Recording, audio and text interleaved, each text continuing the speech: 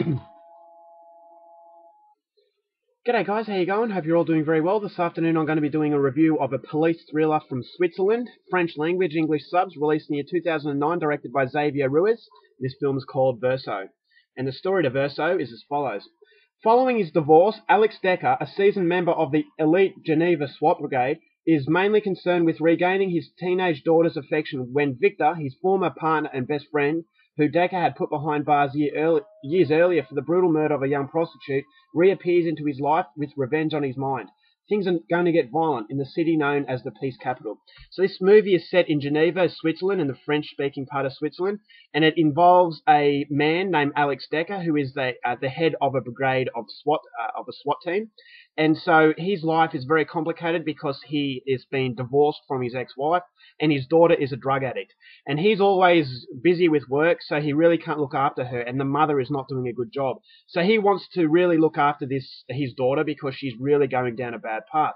Things are complicated when Alex Decker's former best friend, Victor, gets out of prison. Now, Alex Decker was a main point in sending Victor to prison for the death and brutal murder of a prostitute.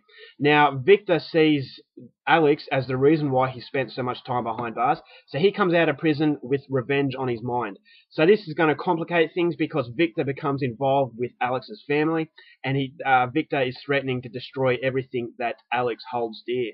So what happens from that point on is kind of like a cat and mouse game of wits, and some twists and turns come out, and some shocking truths about these people also come out into the open. So if you want to know how it unfolds, please go out there and see this film for yourself, because that is as far as I'm going with a synopsis. Now, my thoughts on the film. This one is a very stylish film, and it is a very well-made film, as in cinematography. It's a very dark film. Peace capital of the world, Geneva, so you'd expect the city to be very gentle.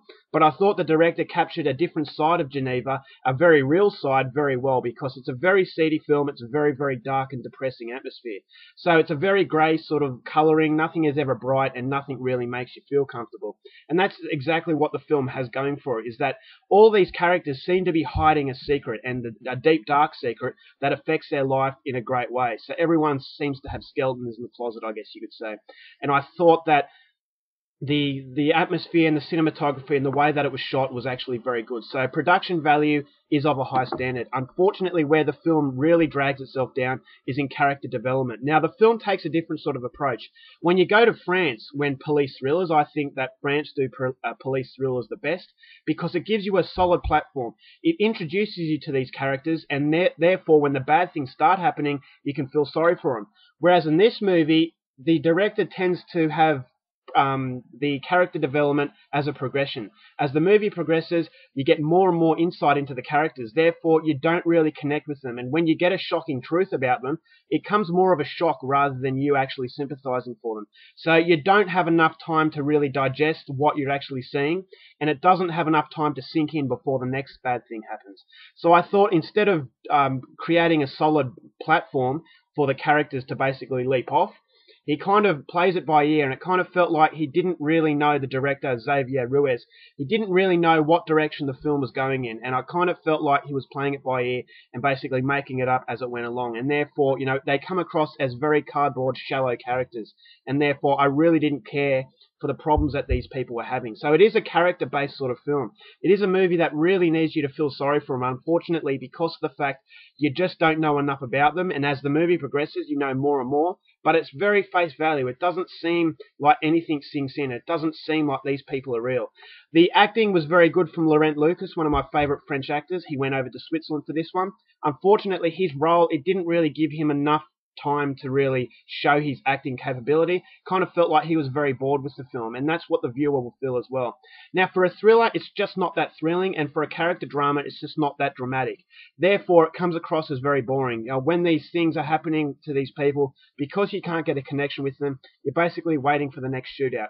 And unfortunately, the shootouts are few and far between. It says, as you can see on the front cover there, it would suggest a lot of explosions, but it just doesn't have that much. Yes, there are some pretty shocking scenes, but as I said, it's few and far between, and the majority of it, it really does bog itself down because of the fact these characters aren't very likable. They're very cardboard cutout, and therefore along with the actors actually looked bored with it, although it was actually acted very well. And that boredom from the actors really will, it will pass over to the viewer as well. So it was a very unfortunate sort of device that the director went for. The ending was quite shocking, but as I said, because you don't have that emotional connection and because you feel yourself getting bored, when the shocking ending happens and the little twist happens, I thought the twist was pretty cool. But all of that fails because of the fact these characters aren't rich enough in depth for you to really care about, and it doesn't create a very authentic feeling for these characters. Now, this sort of story has been done before, and unfortunately, stories in the past that touch on a similar subject have been done a lot better than this one. So, apart from the fact that the acting was good, the production value was very good, unfortunately, it is a case of style over substance. For a police thriller, it really didn't work in my book. I'm only going to give this 2 stars. Not coming recommended. If you want a good police thriller, I would stay in France, because this one tries hard and it does have a unique feeling. It's a very depressing and dark film, but unfortunately, it could have been a hell of a lot more darker if more attention to detail went into the character development. So 2 stars for Verso, not coming recommended, which was very unfortunate because I did have high hopes for it. Alright guys, that's my review. I hope you enjoyed it. Till next time, keep watching movies and I'll see you later.